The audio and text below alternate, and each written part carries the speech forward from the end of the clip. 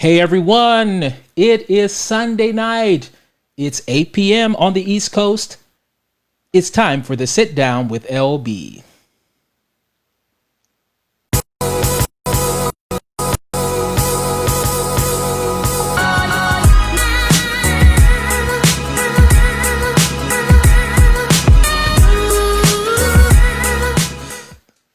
Hey everyone, wow, that's a short intro this week, but this is the Sit Down with LB. Happy to be with you again today. I see we already have some people in the chat room, Alex Fletcher and Margaret Jones. I'm happy to be with you all again today. It's week number 6, I think, or 7, I think. I'm not exactly sure, but I have been enjoying this, and this has given me something to do during the COVID times. And so as I go through the week, I get excited about the fact that I'm going to have an opportunity to spend time with all of you and to talk with many of my colleagues. And so it's been a lot of fun for me. Now, hi, Jessica Zeller. Thank you. Thank you for always tuning in. I've had some great guests thus far, wonderful colleagues, and we come here and the idea is just to be a place that we can be an example or a light for younger singers that are trying to find their way in this business. Thank you, Sidnanth and Kimberly Waigwa. Hello. Thank you. And I appreciate all of the companies and everybody who's been cross-posting this and sharing this. I appreciate it. We're having a lot of fun doing this, as I said before, and this is going to be a fun one tonight. Hi, Gina. How are you? This is going to be a fun episode tonight. A lot of times they say that tenors are not friends, and I don't think that's true. I have many tenors in the world that I love, like my brothers. I see we have a lot of people. It looks like we have a lot of people here from South Africa today, and there is a reason for that. Appreciate all the people from South Africa. Hey, Julie Jackson. Why are the people from South Africa? I hope they're just following just because they like me anyway. But there's a special reason that they are tuning in tonight. And because I am joined this week by this guy who I met, I don't even know how many years ago, but this guy who has made a tremendous career thus far, someone who I really admire his singing, someone who's become like a little brother to me, is happy to see his success. I really appreciate him, and I'm excited for the things he's going to do in the future and has already done. So please welcome. And I see the South African flag all over the place. Thank you, Adam. Welcome, Levy Sekgapane to the Sit Down with LB. What's up, Levy? Sorry, what? Levy, hey, how are you? Levy is joining us from Munich, Germany right now. Look at all these South Africans tuning in to see you. Oh, wow. Look at the support you have. Look at this. Oh my gosh. Oh, man. People have been looking forward to this interview because, a lot of, as I said before, people think that tenors don't get along, and we do. Please tell them we get along, don't we? Yeah, in the beginning you hated me a bit, and then you got better as time went. No, it's a joke. Larry has been amazing. I must say, you've been really, really amazing to me, and as my idol. Also, Larry doesn't like me. He doesn't like to hear this often. Please. He is idols, and as one of my idols, it was really nice to see him really welcoming me into this difficult business, and thank you for that wonderful intro, Larry. Look, we have people here from Kenya. Hello, Matete. Look at this. We got people from. Look, we're going international. Hi, Selena. International people from Kenya.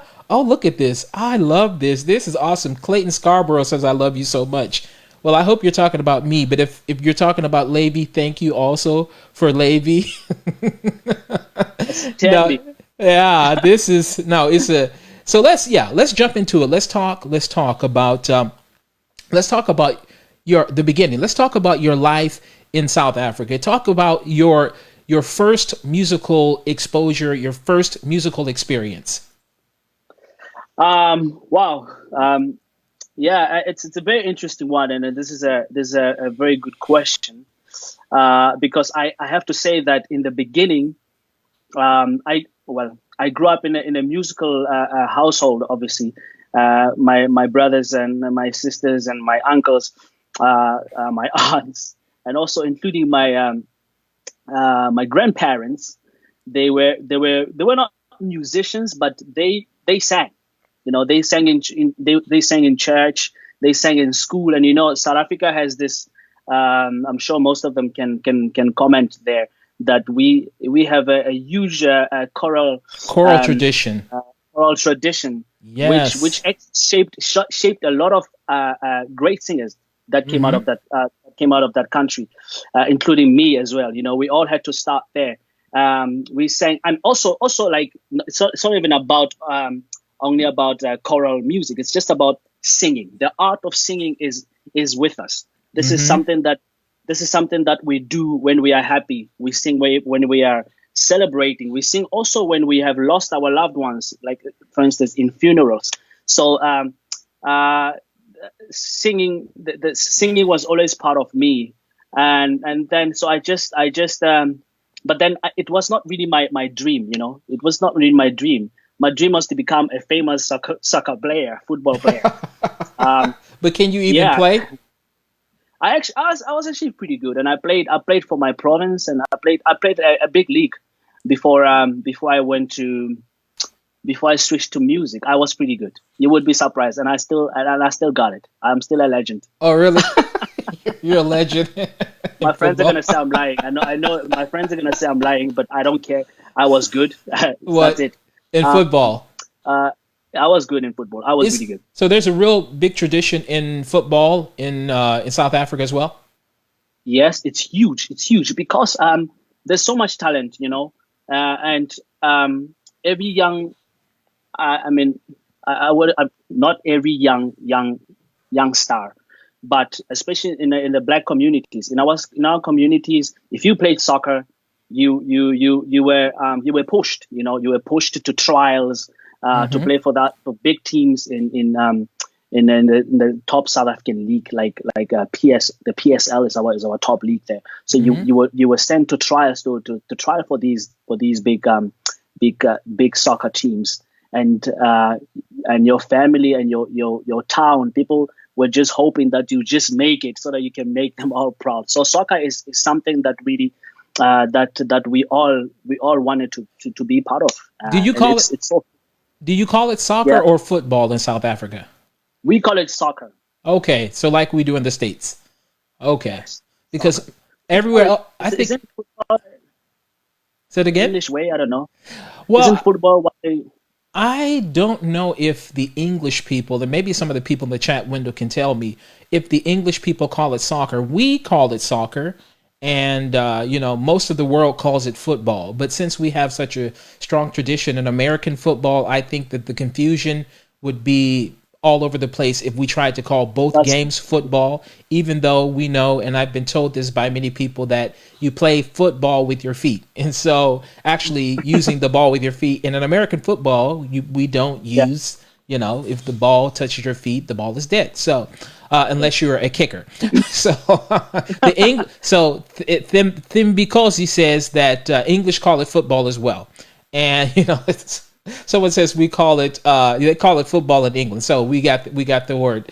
So now you're talking about the great tradition of music in South Africa, and so you say it's a part of everyday life and all these other all the celebrations and everything else. And so but there is also talk about in South Africa there's a great tradition of also like choral music but unaccompanied music. Is that correct? Where it's just the voices? Would you talk about that? A cappella. Yes. I did have a taste of that, but I was like some of my colleagues, like I think that came out of South Africa, like Pretty Ende and Kanokade, and actually all most of the black singers came out of this big choral tradition, which is huge. There's unfortunately, I think it's not doing so well these years because we don't have funding. It just has to do with the government. But a lot of this is where also a lot of voices are really seen. This is where great voices are heard, and also there's also a link with we have also in schools there are also school competitions where Mm-hmm. where these young voices are also heard. Also, it's the same as the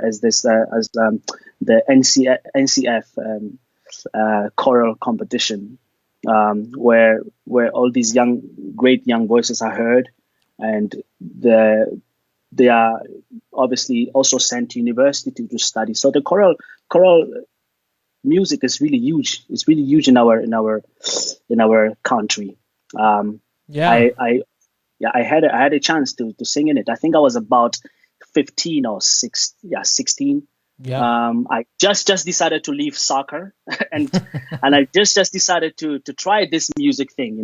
Also, I have an older brother, Tebuo, who is he's a conductor, and he's been in choirs all his life, and I followed him, and I was really inspired seeing him play this music on Sundays as well. There's a channel on radio that plays it's called music, and you can hear all these choirs and you can hear all these great voices. So yeah, that's why I had a bit of it. I had a taste of it. I wasn't so much in it like some of my friends and colleagues, but I can say that it's really it has shaped The foundation. the world, the foundation of opera or classical music. There are also great composers and he's one of them is tuning in now, Mr. Suviso Njeza. And Yeah. he's writing fantastic music as well. And he can, I'm sure he can tell us about that more. But yeah, so choral music is really it's huge. It's huge, and I'm always so proud to see in my country how passionate people are. How passionate my colleagues are.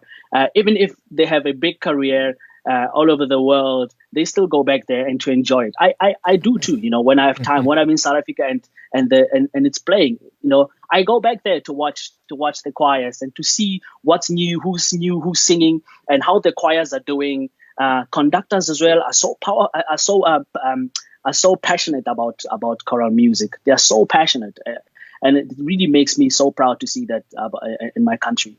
Let's focus right now on another aspect of music, opera in South Africa. And so when you were coming up, I know that there are a few people out there, many singers actually, that are out there singing from South Africa that was right before you. But let's talk about the legacy even before then. Who were the people maybe that were about 15 or 20 years older than you that were South Africans that inspired you in the field of opera? Oh, wow. I'd say that in my time, With some of the big names, you can name some of the big names that were South African that you knew about. Okay, I knew about Mimi Kutse. Mimi Kutse, you know her? Did you know her? She's a soprano. I think now she's about I think 89 or almost 90. Oh my gosh! Oh my gosh! Okay. She had a huge career in Europe, and she was one of those people that brought. I mean, even today, when I'm in Vienna, I speak to some old people, and they say to me, "Oh, do you know Mimi Kutse?" I'm like, "Yeah, I know her." They said she sang here. She had a great career. She's one of the people that really raised the flag of South and opera. And obviously, Johan Botha. The late Johan Botha. Yes, and yes. We also had a tenor that died a few years ago, and he was so young when he died. His name is Dion van der Walt. I don't know if you know. I did know that name. Yes. He sang bel canto actually. He sang in the Met. I think Theo de Rogemont. He sang. Okay. It was a fantastic Mozart tenor. And in fact, when I heard that guy sing Un'ora Amorosa from Tutte, I was done. I was like, wow, I want to sound like this guy, Oh my. For me, he inspired me so much. Like when I heard him sing Mozart, when I heard him sing Belmonte, when I heard him sing bel canto stuff, I wouldn't say, I mean, it's just a personal taste, but bel canto stuff, I wouldn't say he was for me that outstanding. But when he sang Mozart, wow! And also he sang a lot of German repertoire like Dichte Liebe. Okay. It's some of these recordings are in fact on YouTube that you can hear them. Also on Spotify, there's some things. He's one of them, and also there's Colin Lee. Yes, I know Colin Lee. Yes, yes. Who I know doesn't sing anymore, but was actually a quite gifted singer. Very gifted. Yes. Oh my God, what a guy! You know, he stopped. He was an accountant, and then he stopped. He moved to London I think many years ago. He's lived in England all his life, and he became an accountant, a chartered accountant, and he told me that he started taking lessons with a teacher there in London. And I mean, I don't know whether he knew that he had talent before that, but the way also people tell the story, it's like the guy was an accountant, and then he just decided, okay, I want to be a singer. I'm going for it. And he took lessons and he became a superstar. Yeah, he was. Yeah, he sang all over the world. Yeah. I know Colin. Yeah. Oh my gosh. Yeah. So this is the I don't know. There could be more, but maybe I'm forgetting more. Well, actually, I'm looking over here, and people are saying Carla Pole, Mimi Cortez, Virginia Davids, Michelle Breet, Elizabeth Connell, Joyce Barker, Emmy Renzi. Wow, there are many names, and so Virginia Davids, Carla Pole. Yeah. Wow, Sidwell Hartman, who left us a few years ago. He was a teacher of all the tenors that came out of most of the tenors that came out of the College of Music. He didn't teach me, but I admired him a lot as well. Patrick Ticolo, a lot of fantastic singers who are now, some of them are professors in universities. Oh, great! And some of them have retired. Some of them stopped singing. So it's a lot. I mean, South Africa it's full. It's full of great singers. Someone said that Carla Phil, she was at Dusseldorf with Peter. Carla Pole, yes. Carla Pole, Phil. Yes. Okay, yes. Pole. Okay, someone corrected it. But so what you're saying in Germany, is you would say Pole, but I don't know how she calls herself. Maybe Paul. I think it's open. Yeah. So I don't know. Yeah, of course. You know, did anyone mention our friend Kobe van Rensburg? Will you talk about Kobe van Rensburg? Kobe van Rensburg. Yes, that's another great tenor. He's one of the last really big tenors in South Africa that we made a huge career. And this guy made a huge impact in my life because I met him when he had stopped singing. He was now an opera director. Mm-hmm. Of course, being based in Germany for a long time. He started directing a lot of pieces in theaters around Germany. Mm-hmm. And when I think I was in my final year postgraduate at University of Cape Town. It was my last year at university, and I was really thinking, what am I going to do? Am I going to go on to Germany? Because Germany was always in my mind. I wanted to go to study in Germany, and I was like, because I loved the language, I loved the music, and I'll tell you later about the composers that inspired me that came out of this country, like Johann Sebastian Bach, Handel. So those people that I really wanted to sing this music, like early music as well, not Rossini yet. Mm-hmm. And then Kwabi came to do a big master class at our university. Invited my singing teacher Hannah van Niekerk, who also was a fantastic singer, soprano. And she invited him, and he came and he gave a master class, and I sang Bach for him. I sang Frohe Hirten from yeah. And I already at that point I had some good coloratura, and he loved it. And Kobe was really like, and then we became friends. Mm-hmm. And then he said to me, listen, I'm directing Cenerentola in Germany, and they are searching for, they have a tenor, and his name is Randall Bills, and he was American. I know Randall. Randall is gonna arrive late. I think Randall was to arrive in Chemnitz 2 months before the production started. So Kobe said, but I will speak to the theater about you and tell them that you will come and sing the rehearsals, and I will work with you and I will teach you. He was amazing, really unbelievable guy. For doing this for me, I will never forget him. I greet him even now, and I want to thank him a lot for this for this. Love What Kobe. he did for, yeah, I mean, Kobe is amazing, and he Yeah. took me along. He took me along to Chemnitz. It's the all the German friends are probably watching. They will kill me if I say this. It's a strange city in Germany, in the east of Germany, in Saxony. That's very difficult. Okay. That's a very difficult part of Germany. But I lived there, and that's where I learned my German. And I loved working in the theater. They also gave me a lot of chances. They gave me a lot of performances, and we did this new staging of Corby van Rensburg of La Cenerentola, and that was my first Ramiro, and that was my first job after university. Oh, really? Where you just Yes, and after singing this, now this is when you were introduced essentially to the world of bel canto, right? that's right. And were you like, That's wow, oh my gosh, bel canto? Is that when it happened that you became? That's when it happened. Yeah. Well, before, when I was in university, I discovered already the bel canto music for Mm-hmm. myself, and I heard recordings of great tenors. I'm sure you will speak about it later, and I heard recordings of great singers, great bel canto tenors, and some of them I happen to be speaking to them right now on the screen, and Nice. I was already inspired. Some of my friends will tell you this, that in university I was crazy. I was working so hard, and I also stopped being a pianist at that point. So I just focused on the voice, and my singing teacher was really hard on me. She was like, "Come on, stop this piano and just work on your voice." And I really, yeah, and I was so inspired by these great tenors, especially the Rossini tenors. And I remember one time on Facebook writing that one day I will be a Rossini tenor. And I don't know how many people like that status. I think maybe 3 people, because they were like, "What the hell is he talking about?" Because Rossini was not famous at all in South Africa at that time. I Oh think no, wow.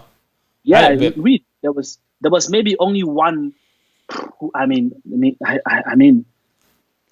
I don't know. I don't know if anybody that was really singing Rossini in those years. I really don't know. But obviously, I was inspired by by these great tenors, and yeah, yeah. and this was my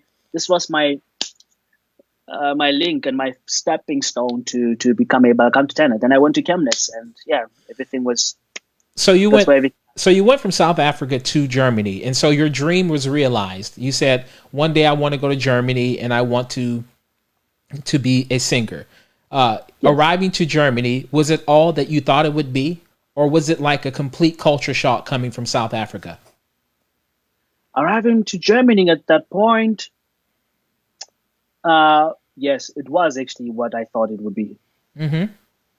Culturally, of course, because Germany is so huge and it's so rich, so full of culture, especially classical music. This Mm-hmm. is I would say this is for me the heart of it. Where you because the people are so passionate about it, and Mm-hmm. there's Germany has the most opera houses, I think, probably in the world. Yeah, I did know that. I could be wrong. Mm-hmm. Yeah. They had, when I went there, when I moved to Germany, they had about 80 opera houses. They had Mm-hmm. about 8 opera houses when I went there. So I was so inspired. I was so inspired to see this. I also went to church. I started to go to churches in the mornings to go to masses, because I wanted to hear Bach played. I wanted to hear the organ playing those chorales of Bach, and so it was everything that I really wished. And I went to big opera houses. I went to Zemp Opera Dresden, which became my home, where I did Mm-hmm. my opera studio, Mm-hmm. and I watched my first opera there. I was so happy to be in this big opera house, because I had never been before. I was like, oh my god, wow. And I watched Tannhäuser. I think it was the opera they did Wagner, and it was unbelievable performance. I knew nothing about Wagner. Well, Mm-hmm. I studied Wagner at university, but I had never experienced this Wagner live on stage, seeing his opera being done with a big orchestra and all these singers with huge voices that they will swallow all of us. So I was really it was everything that I thought it would be. That's why I decided to become a citizen up until now. So obviously cultural differences between Germany and South Africa, yes, they are huge, because South Africa classical music is not really our culture. No, it's Mm-hmm. not. So, but how it became this big, um, it's for me, it really still blows my mind how classical music became this huge. I mean, just classical music itself, in South Africa, can really go against can really go against pop itself, can Mm-hmm. go against jazz in South Africa. It's the music that you think is really popular for Mm-hmm. it's something that people relate to. But classical music is it's just unbelievable to see how powerful it is. But I could be lying. But anyway, it's my Let's experiences. So you arrived into Germany, but let's backtrack a little bit and let's talk about South Africa. As an American citizen and having grown up when we knew about Nelson Mandela, obviously, Yeah. will you talk about where were there any remnants and even today were there any remnants of apartheid and how that shaped you as a South African citizen, even when you went to Germany and you felt like going to another place that had dealt with also, a time of oppression, of course, with, people like Hitler. Tell me about how that shaped you living, not living specifically through apartheid because you're too young to know that. But tell me about the lasting, remnants of apartheid in South Africa, even today, even today. This is so, apartheid was a very difficult period, as you know, in my Mm-hmm. country, and the black people were, when they speak about it, they get touched. I lived. I'm a child of democracy. We say so. Because I was born in 1990, and that was the year when Nelson Mandela came out of prison. I think. Mm-hmm. No, Yes. um, and um, but my parents went through it, and they suffered it. Mm-hmm. And also, when I was growing up, I saw it. It somehow it like, for instance, when I was growing up, I had never been in front of a white person. Just the same, if you come to Europe, the European white people have some countries, they've never been close to black people. Mm-hmm. So it's really, it can be difficult for them sometimes, it's like, wow, oh my God, they want to touch your hair. And anyway, but that's a different story. But yes, there's the remnants of apartheid are still out there, uh, um, because first of all, right now the country has been going through a lot. Mm-hmm. um, uh, the majority of the country is the white people are still the richest people in the country. Mm-hmm. Black people are still are still suffering. There's still a lot of poor black people in the country. Mm-hmm. Um, We have many parallels in our country as well. we have In the yes, United yes, States, we yes, are.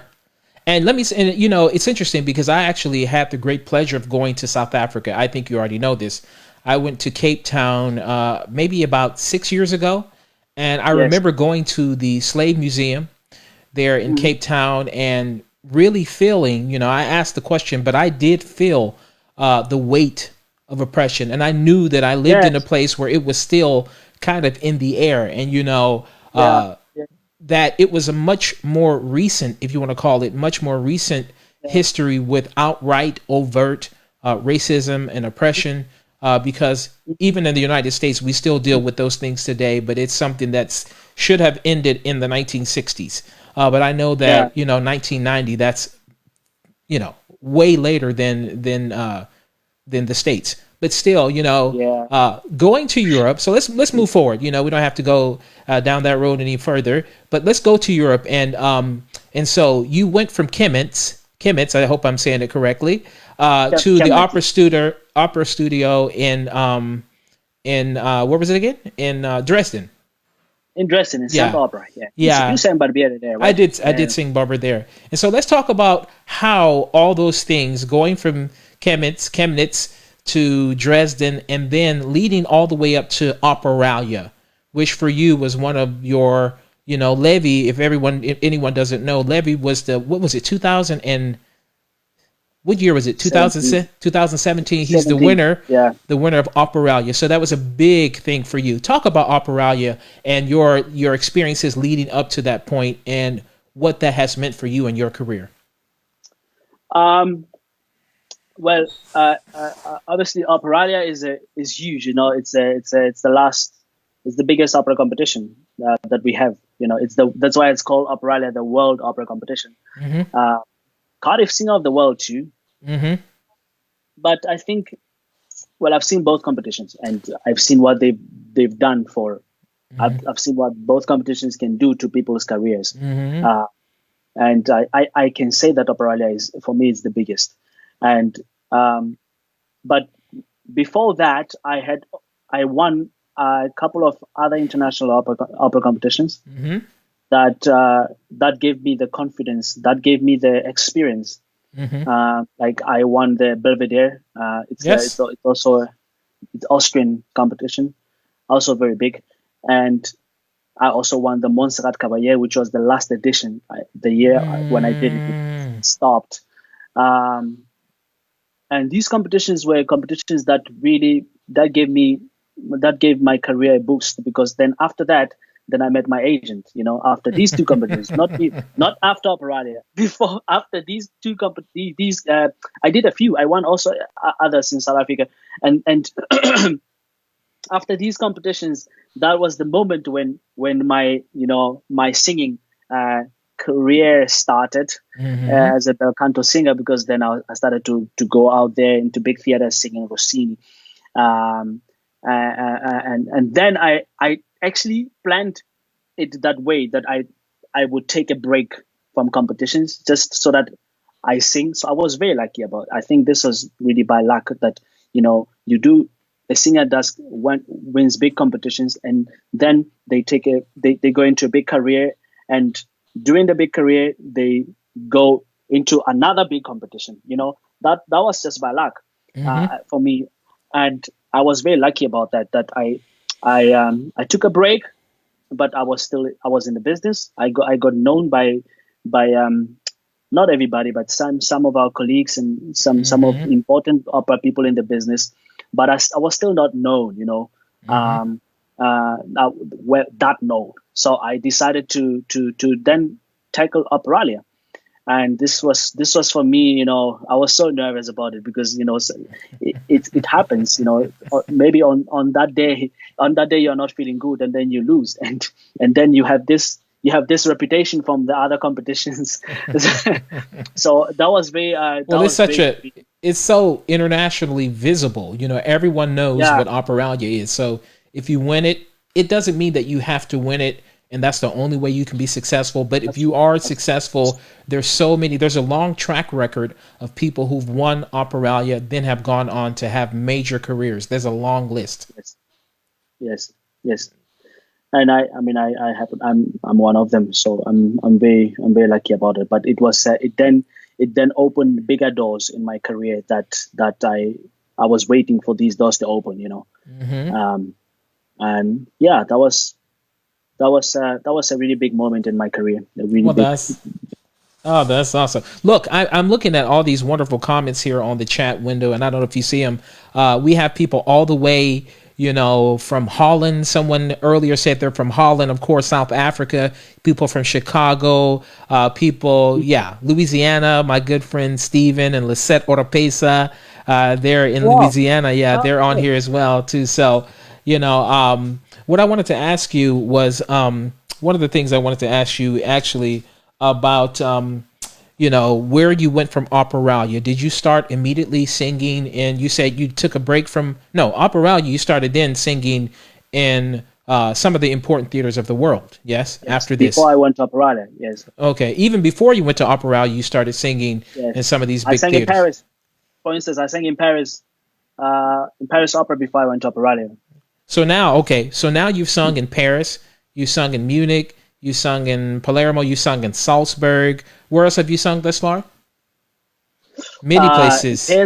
Pesaro, in Bergamo, Hmm. uh, all over Italy, In in Switzerland. Bordeaux. Yep. Have you anything in Switzerland thus far? No, I haven't sung in Switzerland yet. I Mm-hmm. haven't sung in Switzerland yet. Yet. Yeah. Zurich, I haven't yet. Yes, I Yeah. haven't. But Or the other ones, no, I haven't. in Germany you've sung. Have you in Berlin? Have you sung yet? I've sang in Berlin, yes. Yes. Only in Deutsche Oper Berlin, but the Staatsoper I haven't. I sang in Hamburg, in Bayerische Staatsoper, in Dresden Semper Opera, in Frankfurt, Yes. Staatsoper. I sang all over Germany, actually, all the big theaters. And so you feel at home in Germany now? Yes. Yes, I do. I do now. After 5 years of living here, Liceo. Yep. Liceo. We forgot about that. Spain. Barcelona, Barcelona. yes. Yeah, that's a big one too. Actually, We sang together there. well, actually, this is a great way to make a segue into. Let's talk about tennis, okay? Now, I said I would talk about tennis, so Levy and I. I think this is the first time you ever picked up a tennis racket. Is that correct? That's true. Oh my gosh! And I was like, "What in the world?" Hello from Canada, Emmanuel. I was like, what is Levy doing with the tennis racket? Is he sword fighting? I mean, you were doing something. I was like, I was like, You were that rude. You were that rude. Yeah. I was like, oh my gosh. And so since then, though, let's talk about it. Since then, Levy is like trying to be a serious tennis player. I'm like, oh my gosh. And okay, no offense to him, but he is a great fan. He's a great fan of Roger Federer. Okay. Now, I know I'm going to get some flack over this because it seems like the entire world loves Roger Federer. The entire world. Look, I have respect for Roger Federer. Okay. I actually call him Yag. YAG. The reason I call him Yag is because I'm a part of a group and we talk about tennis because I call him you all's guy. They always talk about their guy. Their guy is you all's guy. So I call him Yag. But Roger Federer, the great Roger Federer. And so, I mean, just if anybody wants to know, I am a fan of the great Novak Djokovic. Okay. I think for me, I think Novak is the man right now. And so we can have this, we've had this dispute. Hello from Ottawa. We've had this dispute and then because he said he had to teach you how to hit a forehand, and I just think, oh gosh, Kenneth Overton, Lord have mercy, please, no. Novak Djokovic, okay, Joker, and so no, we go back and forth, we talk. Look, there's no debate that we are living in the era where you have the three greatest of all times. I don't think that can be disputed. I think that that's the truth. But Novak Djokovic, tell me about tennis and from Barcelona to now. How important is it to you? How important is tennis to you, and how much do you love it? And Federer. I have to say that after my first time of playing with you and Giacomo Sagripante in Liceo, in Barcelona, I mean I was really embarrassed by how bad I was, and how great you were, and how I just kept watching you guys hitting the ball back and forth, and how competitive you were, and I couldn't hold the racket. I couldn't hit the ball straight, I couldn't do nothing. And then you were trying to teach me. You were like, come on, you just have to be easy and you have to wait to use the other left hand and go. And I couldn't understand what you were saying. But I have to say that I became more and more passionate about it the more I learned it.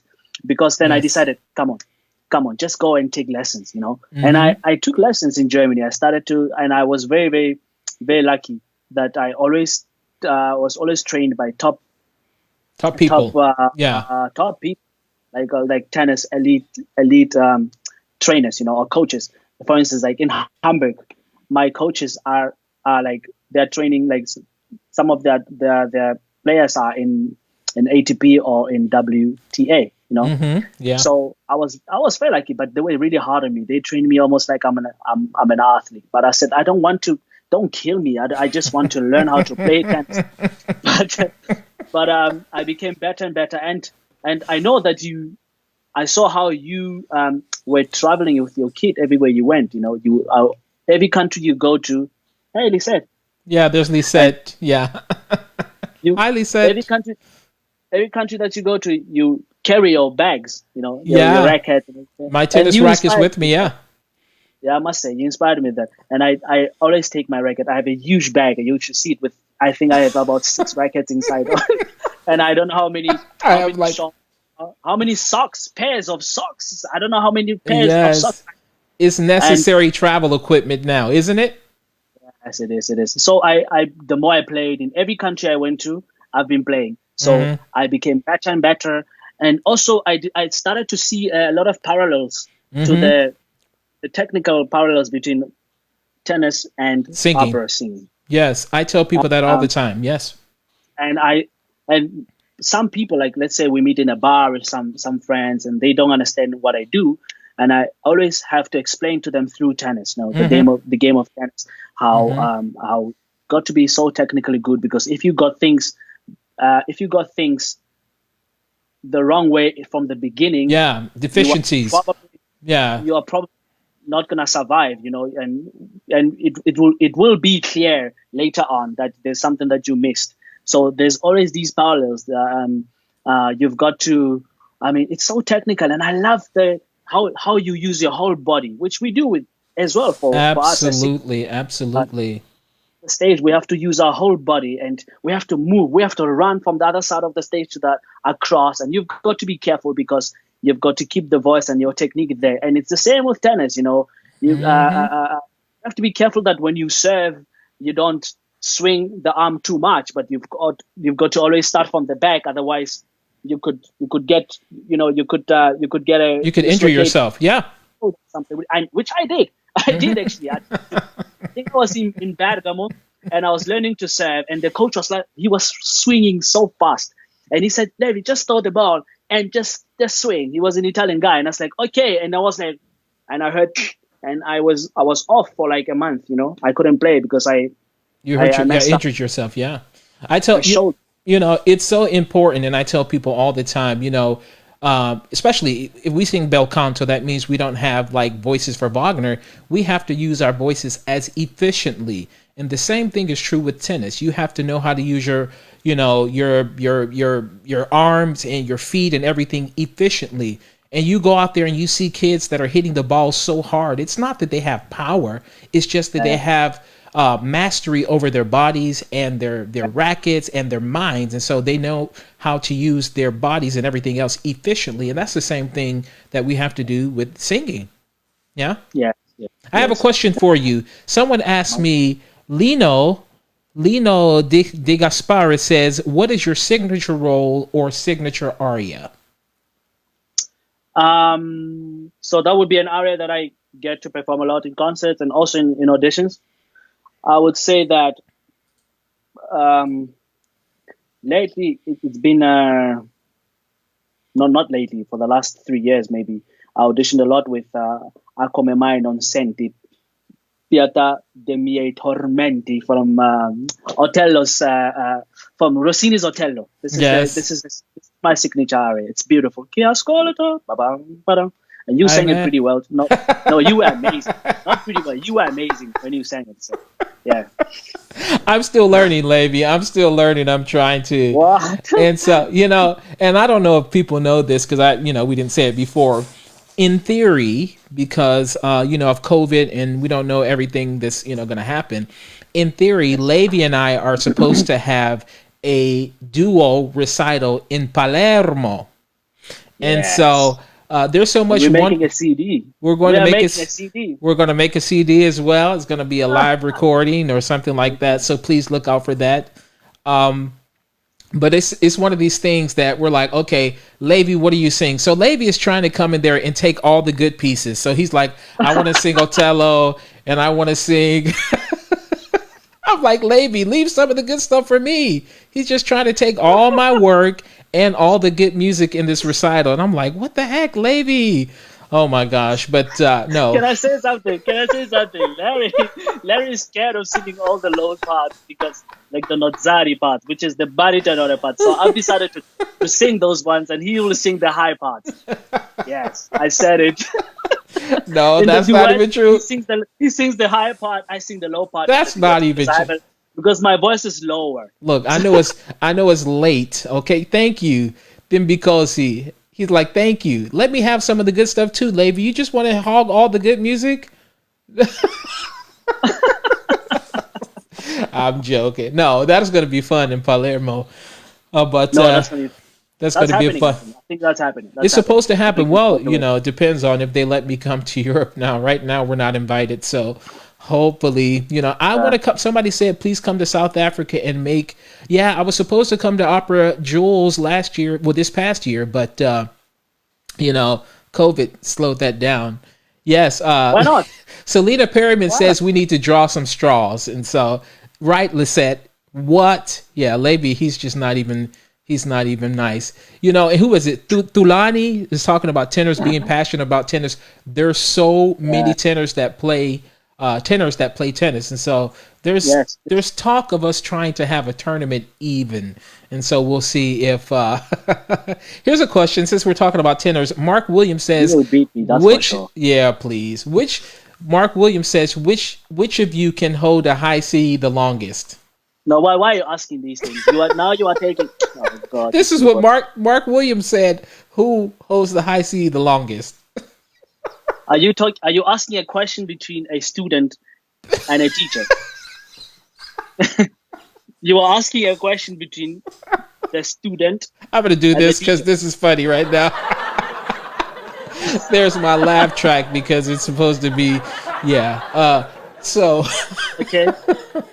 You are asking this question to the student yeah, and the right. teacher. Please. Well, I So, think I don't know. We'll have a contest one day when we do our concert in Palermo. We'll have to see who holds the high C the longest. How about that? Is that good? shake it. Larry's gonna kill me. He loves these. He loves these things. Yes, we're gonna. So someone said, "Are we gonna sing Avviene nel tuo sangue?" Yes, we're gonna sing that, and I'm gonna let since Levy wants to hog all the high parts. I'm gonna sing the part of Otello for that duet. So even though we're gonna do that. Let's talk about tenors, okay? Okay. Let's talk about tenors now. Okay, so who's your favorite tenor of all times? I'm reading the comments, so please say that again. Who's your favorite tenor of all times? Oh, I have a. I think I don't have a favorite tenor of all time. I have favorite tenors of all time for me. Yeah, I would just give you the first three. I would say Luciano Pavarotti, of course, he is like Dio in terra, so God on earth. yes, And then JDF, Juan Diego Flores, and yeah. Lawrence Brownlee. So these three tenors are for me my favorite. And Fritz Wunderlich, the fourth one. Oh, Yes. please, come on. Yeah, the Fritz Wunderlich. Oh gosh, I love. That's a hard question because if you ask me, Pavarotti obviously is one of my favorites. Wunderlich is one of my favorites. Gosh, there's so many. Bierling. I'm a big fan of Bierling. I'm a big fan of. I was born on the same day as Alfredo Kraus. Wow. Born on. Loved. Gosh, what you crazy? What about Kaufman? Okay. I like you. I like Jonas Kaufman. I like Jonas Love Kaufman Jonas. very much. But also, Five tenors. I Five mean, on my list. Right? Kaufman is the last one. Yeah. It doesn't mean that I don't like the other ones. These are right. the ones that. Well, I mean, everybody has their favorites. Like my favorite I mean, I like sopranos. Javier. Lisette I love Oropeza is one of Javier. my favorite sopranos, and so, I love Javier. but Anyway, go yeah, on, Javier please. Camarena. I mean, there's so many. Let's talk about So let's talk about the bel canto specialist. Of course, we mentioned you mentioned some names, but also what about Greg Kunde, Rockwell oh Blake, man. Chris Okay, Merritt, Bruce Ford. Look at all those guys. I wow. mean, there's a ton of Wow. guys too, Yeah, and that's right. so I mean, Mateusz, yeah, yeah, yeah. yeah, Mateuzzi is another one, and gosh, there's so many. Even Palacio was a good singer, Ernesto was amazing. Ernesto was really good. and Yeah. what's his name? Gosh, who's now in Milan right now? Oh gosh, and I have not Cesare Valletti, but also the one for Peru. Oh my gosh, Yes. the older one, Luigi Alva. Luigi Luigi Alva. Alva. Oh my gosh, there's so many. Alva. So there are a Alright. lot. Araiza, oh my, Rubini, like Rubini. But yeah, but Rubini, we didn't get a He was chance to way really before. experience, yeah, because he was like putting all kinds of stuff on here. And so, let me ask you this: who's your favorite? You know, we all know it's Lisette, but who's your favorite soprano of all time? Lisette Oropesa. Lisette. Lisette Oropesa is everyone's favorite soprano. There you No, go. look, I have a list. I have a list too. I have this with the Sopranos. Of course, for me, Callas was like amazing, and I have I bought a record player. Hmm. LPs. I'm playing LPs in my house. I'm very Hmm. proud of that. I've never been proud of anything that I've bought in my life. It's because I can play Callas. I can also even play Caruso. So for me, it's Callas. And then Montserrat Caballé, she was like my mom. Montserrat. Yeah, I was so crazy about it. I was so crazy about it. Of course, there's in our generation and the ones that are living now, like Pritiende, like Lisette. Hmm. Uh, yeah, there's many more. Maybe I can't say some of them right now because I forget all the names. But Yeah, I know I'm putting you on the spot, and I don't mean to do that. So, they all kill me. I hope just my colleagues don't kill me because I didn't say their names. well, So I'm so sorry. well, everybody, Levy loves you. Levy loves you. Just have that in your heart and your David, mind. Levy Larry, loves love you. Okay, Larry and Larry. okay. Here's a question: all-time best high C. um, Now maybe now. Um, well, all time best high C. That's a hard one to answer, And if you go to YouTube, you have like those videos of people stringing together like all those high C's, and stuff like that. And there's some good ones, but I'd say I'd give four. I'd say Luciano Pavarotti. I'd say Juan Diego. I'd say you. oh I'd please, say I'd say I'd say I'd say no, I'd say Camarena too for yeah. sure. But what about Corelli? We didn't even mention him from Yes. before. Corelli, I mean, Bonisoli, Carreras Bonisoli of when he course. was young. Yeah. Carreras when he was young. Oh God, why? How can I forget this guy? Placido Domingo. I love Placido, Placido. yeah. I loved him too when he was young. He was unbelievable. Placido, he sang. I don't know Oh, how he sang all these things that he Fisichella, sang. of course. Fisichella, yes, I heard a recording of him Fisichella, of singing. course. Gosh, I think was it was Pirata. And oh my gosh, oh my gosh, oh my gosh, oh my gosh. And so there are many, many, many, many fantastic high There are C's saying out many there. more. Yeah, of course. There's many more high seas. Here's a question. Were you inspired by, since there seemed to be quite honest, we're being honest here, there seemed to be kind of like a rebirth or a revival of bel canto music. Of course, you had not only the tenors that you mentioned, of course, you have, Juan Diego Flores, Camarena, John Osborne, Yeah, Larry you Brownlee. have, all these Larry guys. doesn't like it when people talk about him. Never.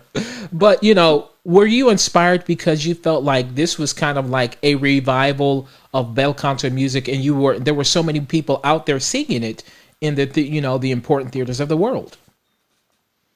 You had like Uh, people kind of like I don't want to say role models, but people you could say, okay, they're doing Rossini and Donizetti and Bellini all over the world because I'm seeing Javier and Juan Diego and John Osborne and all these people yes, do it. And yes, for so sure, I want to get in there for with sure. them. Did you think that? I did, and I think that's the main reason I am where I am today. I think it's because of these people. When I heard Greg, for instance, I heard Gregory Kunda sing Languir per una bella Mm-hmm. for the first time I was in university, and I was like, oh my god, he sang it like I don't know if you know that recording where he sang in his head like the first part, the second part, he sang it like no the opening and the repeat. He Yeah. sang that he sang that in his with a head voice, which I've never heard anyone sing like that in the head Mm-hmm. voice, No and he one. was unbelievable. I mean, Greg was wow, and then Greg's another one for me. It's like here too. Yeah. Um, and then I heard JDF. And then I had Juan Diego Flores, who was, you know, A phenom. became Yes. who became the phenom. And then there was also another Rosny Tanner. And then I was like, who's this guy? And then my friends were like, this guy he's from America, and he's an African American guy, and he's unbelievable. You should hear his voice, and he sounds like Pavarotti. And I was like, wow. And then I Oh typed in all the Lord. stuff, and I saw his recordings. I was like, wow, oh my god, this guy. And People are gonna think I paid you to say this, Levy. Come on, man. Let's just be God, honest here. my friends know this. All my friends and my colleagues. Some of my colleagues know this. It's not a lie. I'm being serious. Um, and I typed on YouTube, and I was like, "Good, good, good, good, good," and I saw this guy. I was like, "Oh, this guy is amazing," and yeah, and I saw all his Rossini recordings, and that's when I decided that's it. I want to be a bel canto tenor. Um, yeah, no, really, Well, let me ask you really. this. Did you know? Well, thank you. I'm honored that you say that, but you know how I am with people talking about me. I'm just no one. I'm just a guy, who's doing the sit down with LB. But Dempsey said he told me about you. yeah, yeah. But let me ask you that. Do you know the name George Shirley? I did for sure. I met him also. You did meet George Shirley. Now, I because met there him. are not so many of us, or that haven't been fortunate to, I guess, to rise to an international level, as you say. Was he someone that also inspired you because you knew before him, even before the ones you just mentioned? And there's also Vincent Cole. Did those people have any influence on your lives as well, your life as well? Um, I didn't know the other ones, but I knew Josh Shirley, but also I didn't know so much about him. But I Mm-hmm. did hear some of his recordings, especially when he came to my university all the Mm-hmm. time to teach, Okay. to give master classes. He came like every year. He was invited by Kamal Khan and Angelo Gobbato. Mm-hmm. And yeah, but I also didn't even know that he was a 10. I just heard people say, people were Josh Shirley, Josh Shirley. I said, who's this? And then Mm-hmm. I saw him come. He came with his partner. I think it was Barbara or some. I don't know who the lady's name was. Barbara. Mm-hmm. I don't know who that I was. can't remember. Yeah, he came with a lady every time he came there to teach, and they were amazing. They were so nice to us. They were Yeah. really, really kind, and they gave master classes. And I watched. He didn't give me master classes because when he came, I was a pianist. I was Mm-hmm. not even an opera student. So, but I attended those master classes because I wanted one day to be an opera singer. And yeah, I did hear one or two things by him, and I must say, yeah, Barbara Hill I know Moore, someone said. it was Barbara Hill Moore. That's Yes, why. that's what Adam. Right. Adam is like a wealth of information. Who is Adam? Adam, Adam, Adam is a young man in South Africa, and he's very passionate about opera. I think he sings. Adam, you sing, right? Yes, Adam, you say?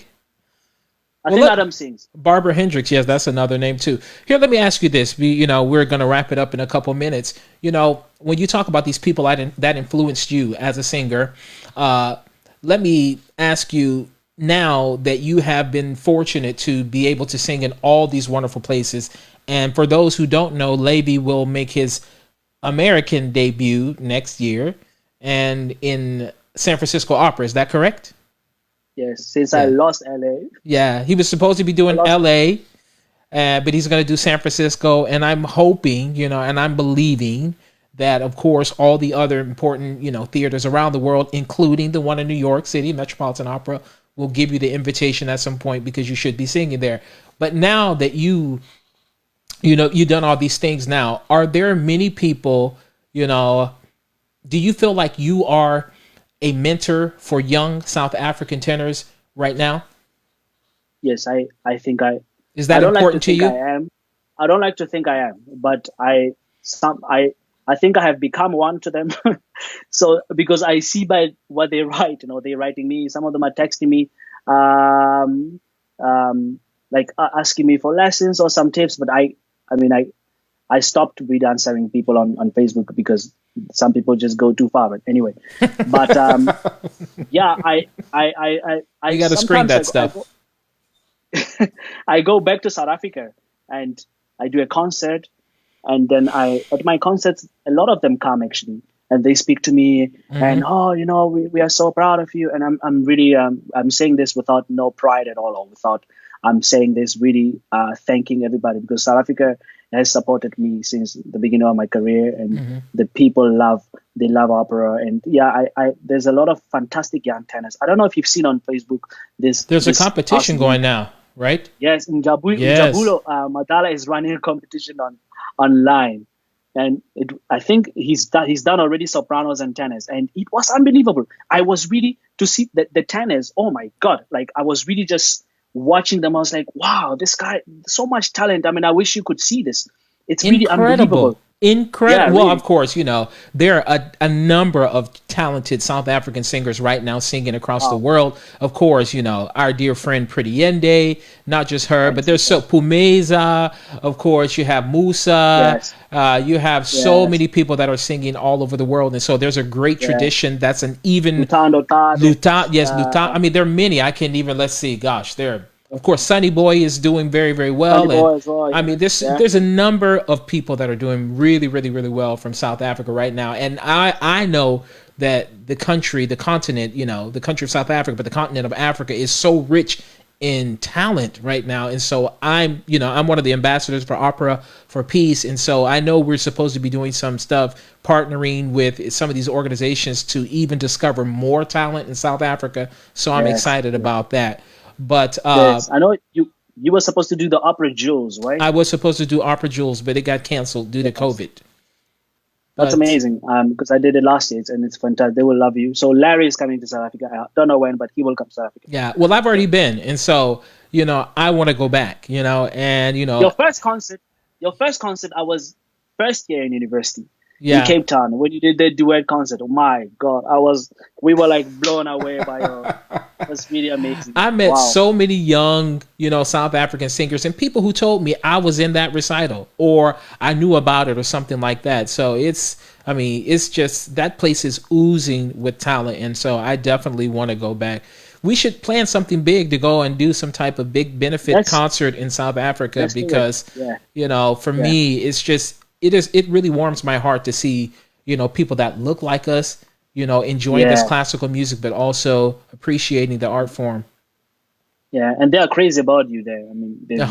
they've been for you, and I mean all the other, also our other colleagues. They are so crazy about you guys, and they know about all the famous singers, and they know who's the greatest and who's not the greatest. So, yeah, I would recommend that all of you guys go there, all my other colleagues and including you, would be very nice. They would love you, and they will take care of you there. Well, we're going to wrap it up in a second, but let me ask you this: living in Europe now, what do you miss the most about South Africa? Is it the food, or is it?